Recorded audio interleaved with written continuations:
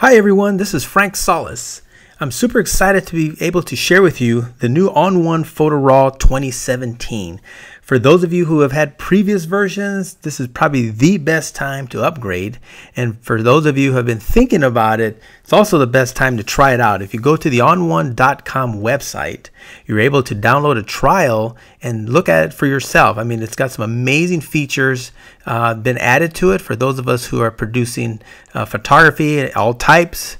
And you want to be able to not only add effects to your images, but now you're able to now take your raw file and do the same approach and add the non-destructive enhancements to that, your simple adjustments, and then within the same software, you're now able to add the effects to it. So let's get started.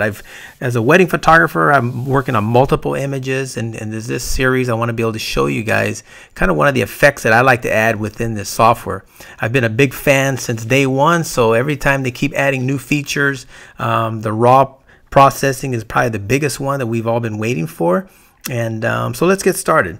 Now, what you're looking at on the screen when you first launch the ON1 Photo Raw 2017 is you're pretty much default in this browse mode. So if you look over to the right side, you'll see the different options here that you can kind of get into. So it immediately brings you to that. And the way I've got into this, I've navigated already for us prior to wherever your folder is on your desktop, external drive, etc. You're able to select that. So here I've already pre-chosen that for us. So in this case, I'm working with a raw file, and this is again the most exciting part because I don't have to go to another software, do the enhancements, or in this case the raw converting. I can do everything right here. So let's take a look at it. So what you've seen here, I've brought a folder of some of my favorite wedding images here recently, and I'm going to double click on an image that we want to actually start working on. So as soon as you double click that, once again I'm still in the browse module. If I select down here in the lower left hand corner, you can see it gives me a film strip. So again, if you want to go back and kind of choose, let's say, hey, I'd rather work on this image, you can, but most cases, like I said, you'll kind of determine which one you want to work on prior. So that's a great option. Just again, if you're used to working with that film strip, it allows you to either toggle that on or off. So first thing I like to get started and show you everybody is that here's the new feature here. When you select over on the right hand side, you click on the develop tab, and this is now where your raw processing is going to end up at this particular time. Prior to this, we went directly to the effects or some of the other modules that allowed us to add some enhancements. But now for those of us that say, you know what, I want to work on a single image or multiple, I want to be able to do it all in one location and I don't have to go back and forth. So here's an image that's pretty much as is. It's exactly straight out of the camera, and just like you would in most your raw converting, you look over on this side. I'm going to close some of these tabs down. These are some of your features that are immediately allow you to work on, right? If you click on show more, it allows you maybe to add a black and white tone on it, some color adjustments, curves. Again, over on this side, we got a little minor skin retouching. But the main thing you want to do is, as you would on your raw conversion, is start working on the tone of the image. And so in this case, you can either use an eyedropper, just like you've been familiar with some of the other softwares, and select that area. Or in this case, what I'm going to do is I've kind of got used to manually making adjustments. And so the beauty of what makes the ON1 software, and I'll probably repeat this several times, is that anything that we're going to add or do to these images, we can save as a preset. So when I come back later on, I'm not having to duplicate it over and over again. So I'll probably get in a little bit more into detail with that in a minute. But let's get started here. So just as you would on any raw converting software, is you're going to either start working with it, whether it's your color temperature. Some want to prefer to start with that. Some prefer to start with the exposure. So either way, totally whatever's your workflow. So in this case, the exposure is pretty much what I'm usually used to working on as well. Same thing, I'm going to make the adjustment. This is a silhouette, so certainly your choice as to whether I'm working on the dark areas, light areas, but it's with a manual exposure in my camera. Most of my exposures are pretty dead on, so you won't see too much adjustments there. If I want to open up the shadow details, same thing here. Got that beautiful slider, your whites as well. If you look over here down blacks, pretty much everything you're all familiar with is here now. We don't have to go outside to another software for that. It's all right here. Again, if you come down here below, here's your color. section, your color temperature. So once again, you can make your adjustments here manually, or if you're familiar with the eyedropper, once again, you can click on there and click some type of a gray point in here and add that selection. But most cases, again, you kind of get used to doing so many images, you can start working on the adjustments both manually. So this is the great part of this. It's totally non-destructive. So again, if you're working on a raw file, once we're done adding these effects to that, then certainly that's what we'll end up doing. Over in this section, I just closed out, but you'll notice here, these are all the presets that come with the software. So once you purchase this, before you actually make your enhancements, you'll get to probably browse through these. There's so many different presets. So if you want to add a color film effect that's already been pre-made for you, you can scroll through here. It obviously shows you what the effect looks like in your image. So I invite you to literally click through each one of these. You notice here it says Frank's preset. So those are the ones I've created. So these are the ones that I've fine-tuned, the ones I use on a daily basis. So again, I always invite people to, whether you're making an adjustment repetitively every day of a certain look, if you save the preset out, again, then you're able to duplicate that every time. So this is something I invite you to do. But today I'm making my own adjustment just as you would. You import the raw file, you're making your minor fine-tune adjustments here, pretty much what we did here. So the great part now is I'm not done yet, right? This is just what the one effect. You're on a raw file. Now we want to add some enhancements and effects to this. So what you do here is I usually like minimize some of these so I can kind of see what I'm doing. If you look over to the right hand side, here's where we're going to add the effects. This one's going to, you'll notice you'll click on that, and literally it'll bring up a different window where it'll say either add a filter here, which will show you manually because I've created my own preset, or once again, you'll notice on this section it also has same thing. It'll have some color, whatever last filters I've used, you can choose directly here. These are all presets. So just know that everything on the left side, when you look at filters here, these have all been presets built for you. So let's say you want to add, let's say a high pass look here. I'll just double click this. It adds this effect here. So if you don't want that effect, you can hit a Command or Control Z. It'll go back to that there. Okay, if you don't want to add any sharpening, you want to add other features, remember these are all presets made for you. So many times I invite you to, again, click through each ones. For example, grunge contrast. Click that. There you go. It's already add this preset for you. And you can certainly come to the right side, fine tune that, make the adjustments. If it's a little bit too much, you can lower the opacity here. So that's kind of the easy way to do that. So that's what makes this software so powerful, is that you don't even have to be a wizard as necessarily creating all these for yourself. You can actually already start out with the ones that are already used here. So I'm just going back, I'm reset this to really just the raw converting that we did originally. The effects that I already added, meaning the darkness, the lightness, that's already, once I selected the effects module, it's already still following me here, so you don't have to worry about that. So this is all preset. Everyone, as we stated, it's been pre-made for you. Now in my case, I want to kind of fine-tune some of the things that I like to add to it, and this is something that once you get familiar with the presets on the left side, you'll say, you know what, maybe I want to add my own effects to this. Okay, so let's click on add a filter. So now pretty much what you see on the left side is really what you see here, except here you're going to make your adjustments. So for example, I want to start out by maybe, let's click on tone enhancer. And so in this particular case, if you want to, maybe if I still want to darken some areas in the image, I can bring down this area. Let's say I'm just going to bring down, and you're probably thinking you could have done this earlier, but here I can use a brush and kind of paint out. So I want to kind of darken around the area of the couple to bring some a little more dramatic. So if I grab the brush tool by hitting B on your keyboard, and up here on the very top, these are your little features here. So if you want to lower the opacity of your brush, you can.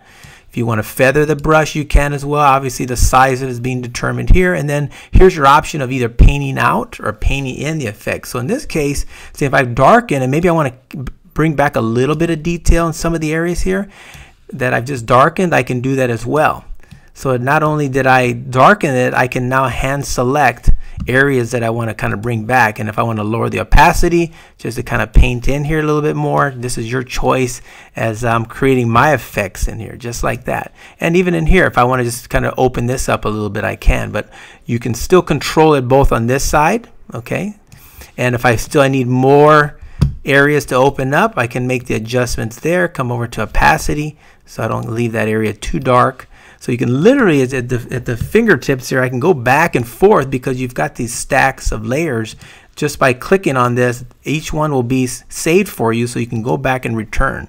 So let's say I want to add some color to the sky, right? Remember, I'm doing this manually, and I'll click over and add a filter one more time. And so let's go over to maybe perhaps there's another section on here where I can still go back in Tone Enhancer, but in the very bottom here, I'm going to click on the bottom here.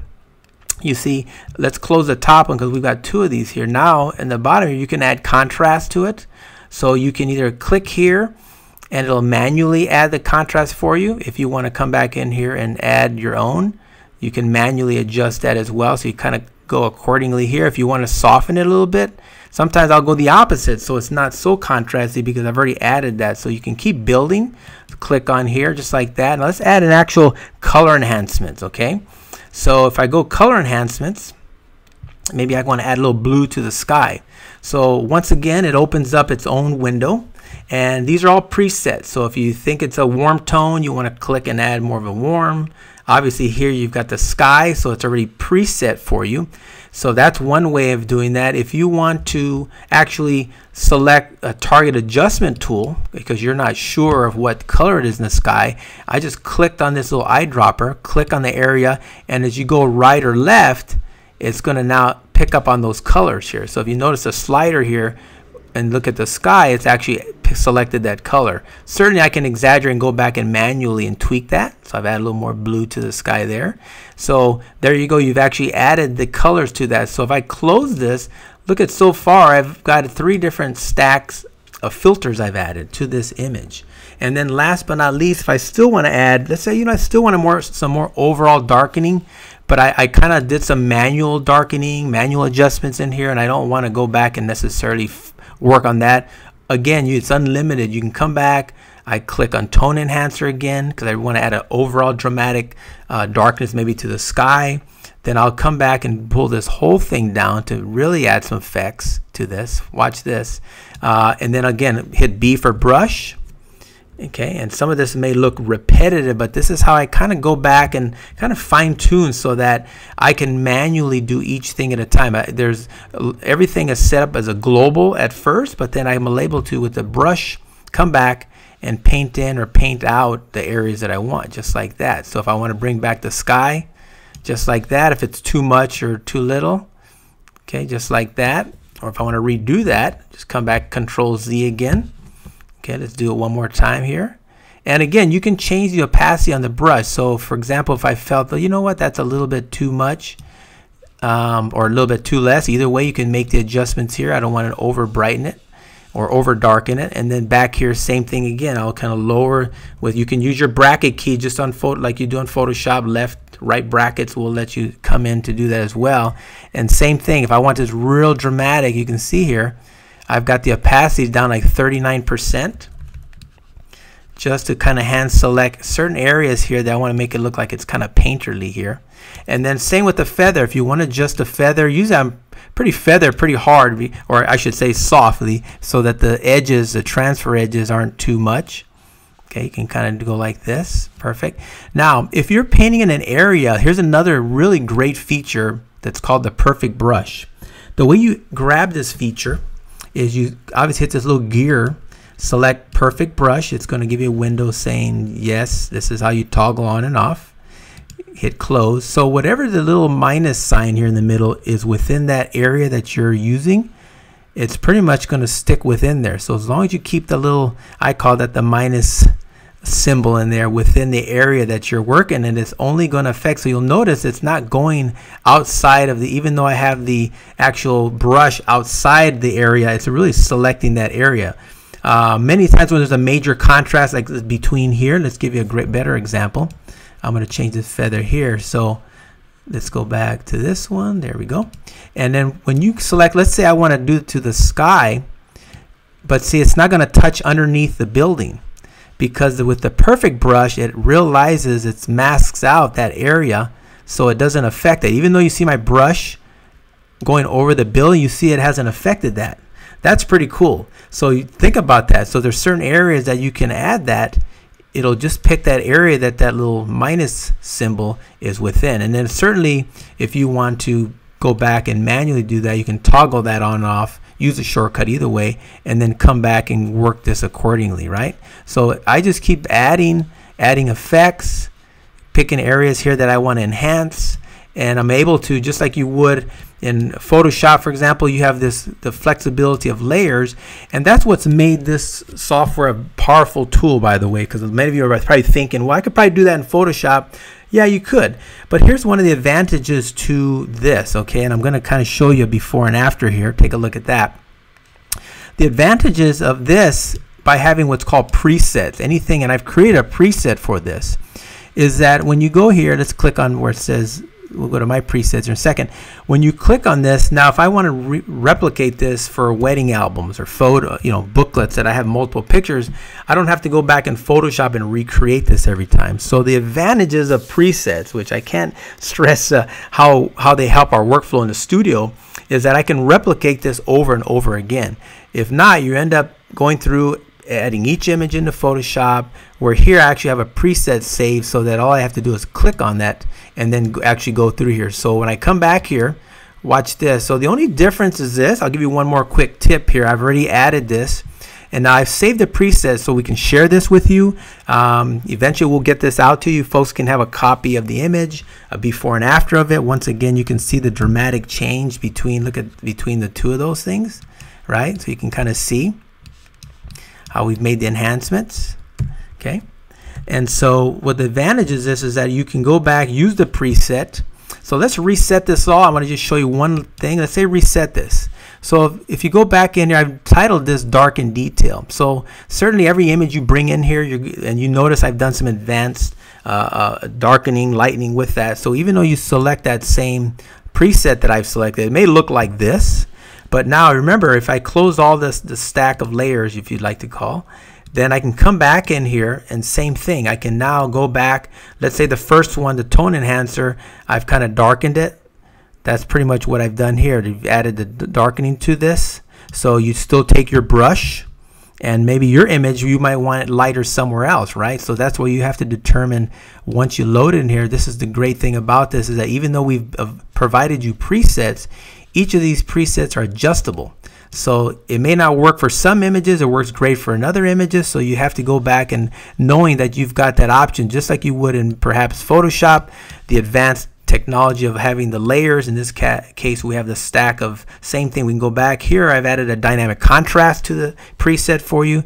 If it's too much for you, you think you can kind of pull this back as well. So you have that option of either turning it on or off. So that's the great thing about this, that no matter which preset we share with you, which one that's available here in the On1 Photo Raw 2017, you can adjust it, you can save it again, and allows you to go back and create whatever one you want. So once again, you take a look before and after, you just can make your adjustments. I started with a raw file, made your normal adjustments just like you would, come back and either use some of the ones that are available to you as a preset. You can save yours out.